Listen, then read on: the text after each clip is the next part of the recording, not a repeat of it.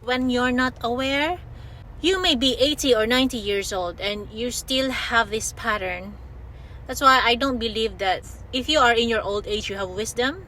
Not necessarily, because some people reach 80 or 90 and they still haven't learned.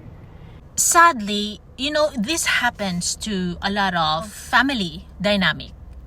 Sometimes we are unaware because it has been normalized when we grew up.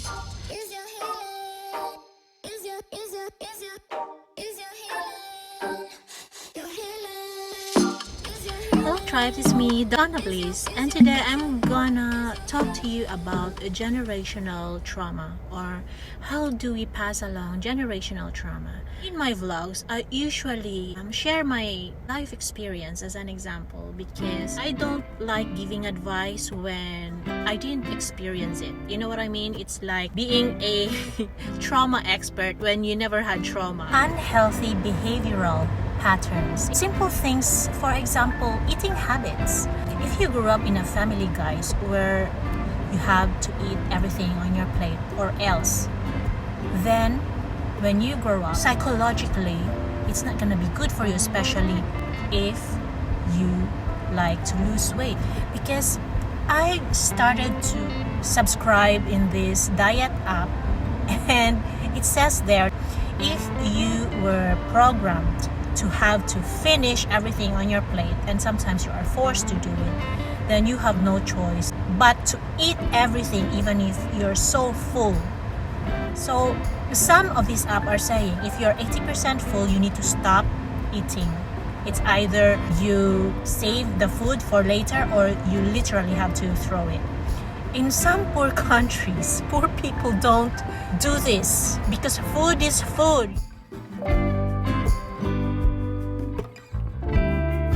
One example is, I can only say for myself, how my grandfather disciplined my mom was my mom's technique of disciplining me too.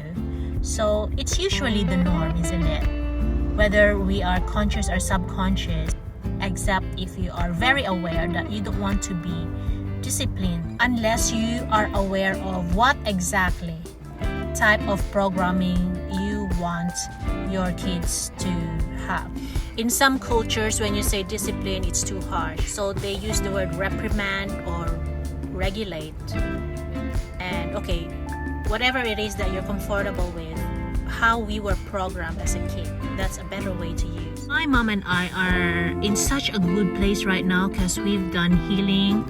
We used to fight a lot because we have issues. And back when we were in a really, really bad place, she went here in Australia and she saw how I disciplined Ethan and she didn't like it. So I said to her, well, you did times 5 of what I am doing now, I said to her that time.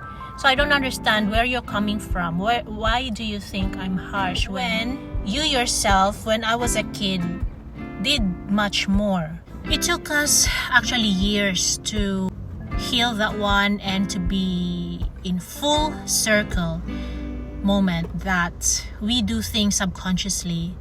I did things subconsciously. My mom did things subconsciously because of our programming. See, this is why being aware is so important. When you pass patterns from your parents, sometimes subconsciously you're not aware of it because it's the normal thing for you. What my mom saw, how I disciplined my son, I was not aware of it until my mom pointed out to me. And my mom was not aware of how she used to discipline me until I pointed out to her. And I am sure that my granddad, if somebody pointed it out to him, you know what I mean? So it's like the pattern has been passed along. And sadly, this happens to a lot of family dynamic. Sometimes we are unaware because it has been normalized when we grew up. And when we see it to other people, it's like something's wrong with that. But then again, sometimes we are unaware that in our homes, we also have unhealthy patterns. So that's my bottom line, that it's important that somebody points it out to you so that you will be aware. And at times, most of us, when we're very prideful, we don't actually look at ourselves. Was I really in the wrong here or what? Another example, guys, which you can relate maybe, is if you grew up in a household where money is the be-all and end-all. For example, excessive worker parents or farmers who's just into, physical work. We have to do this so we have more money. We have to labor a lot, something like that. And sometimes, even if it has become unhealthy, even if it has become excessive. So if you grew up like that, you as an adult, rest is something that's very alien to you. And so you seldom rest because your body and your nervous system is used to the work environment until such time medical condition happens. Until you don't have that medical condition, then you won't stop until your body say, okay, I need to rest, please. I'd give an example. A friend of mine, she had a very successful business online.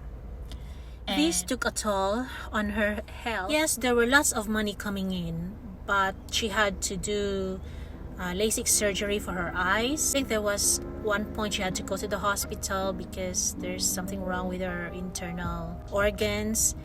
And when you're not at ease, you're always in do. There's no rest. Everything just shuts down inside your body, outside your body, your skin. That's what happened to her because she never had good sleep because she had to do her online stuff. It's international, so she is technically available 24/7 for her customers. And what did she pay for? Her health. I am also guilty with this because I thought that being a mom, you give everything for your kids and for your family, and sometimes I forget to rest. And I also have this mentality. Her body just gave up, just like my body. I know when it's time for me to rest and not do anything for the whole day. When I call it burnout. This is your body way of saying you're abusing me now. You need to stop. Sometimes we have to be sick just to be told you need to stop. And unfortunately, to people like me who are transitioning into the middle ages, I always think that I'm superwoman. My health suffers sometimes because of this. When we're not aware, this happens. That's why it's nice that we're aware of it now so that we don't pass it on to our kids and our kids will pass it on to their kids. One good example of this, my friends, is my husband, because he grew up in a farm, and now that he's an adult, he doesn't like resting because it will make him stressed.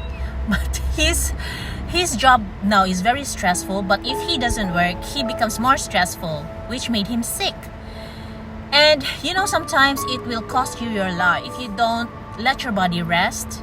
Even if your body is saying, please, I need to rest, it will give you signs and symptoms, and if still you're taking the warning for granted, then it might be your last day on earth. And my husband had a health scare because of this.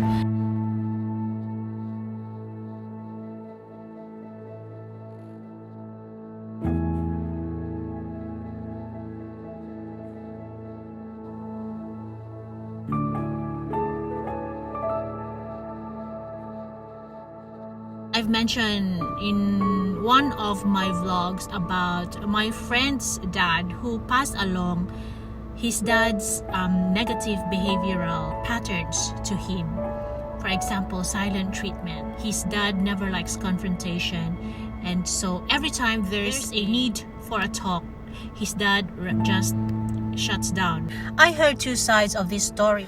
You need to not talk because the other party is still angry, so the other party needs to regulate first, or to they need time so that they will listen.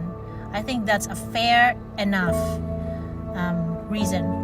But silence because you don't want to talk about it like ever, it's a different story.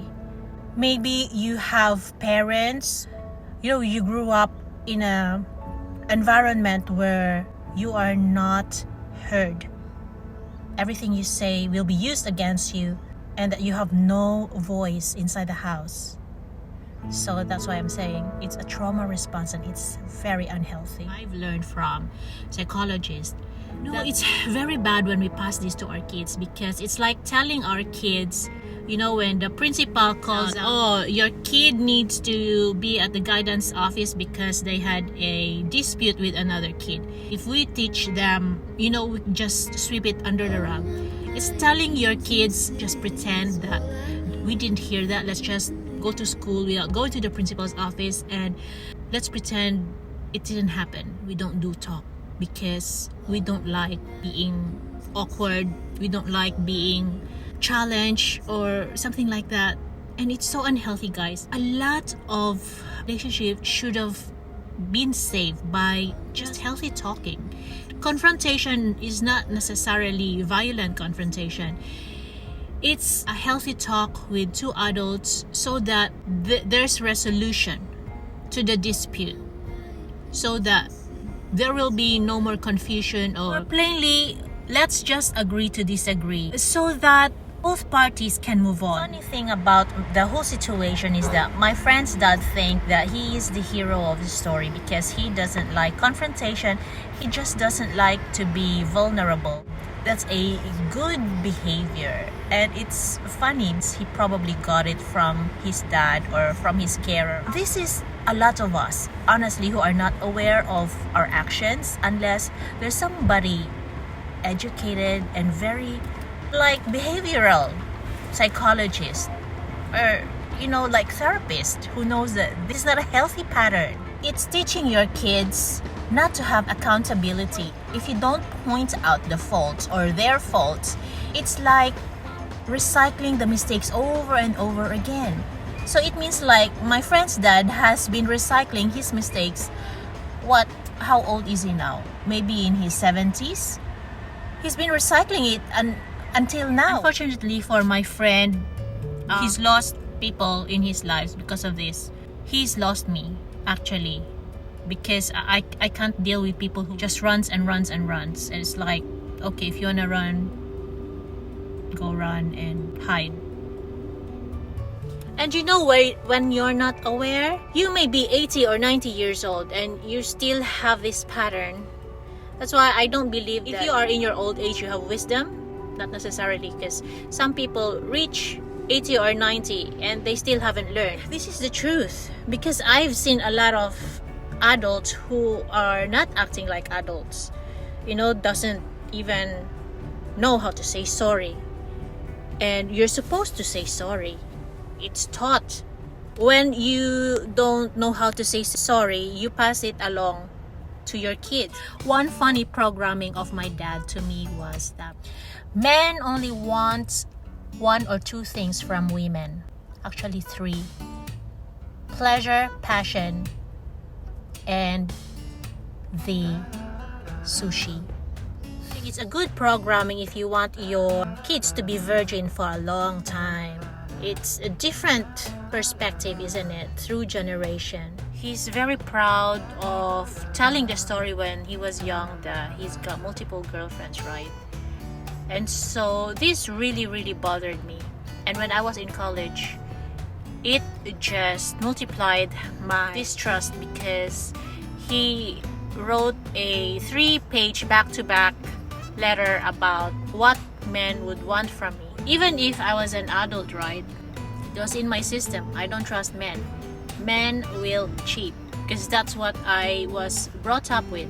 That's how my dad programmed me. And to be honest with you, I don't know if my dad has completely been aware of this programming that he gave me, that it affected all my relationship with men.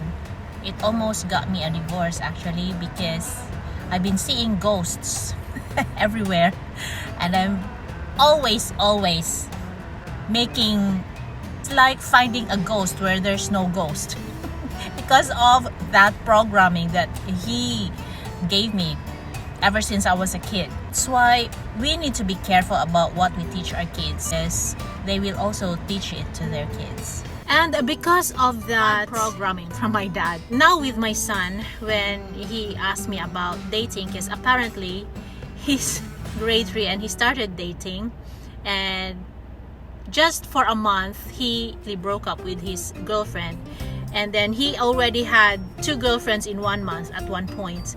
And then he asked me, why are girls making fun of my feelings, mommy? And so I'm trying to be very honest with him. I told him, girls your age will try to experiment, and it's not like they like you because they like you. They just want to know if you will like them back.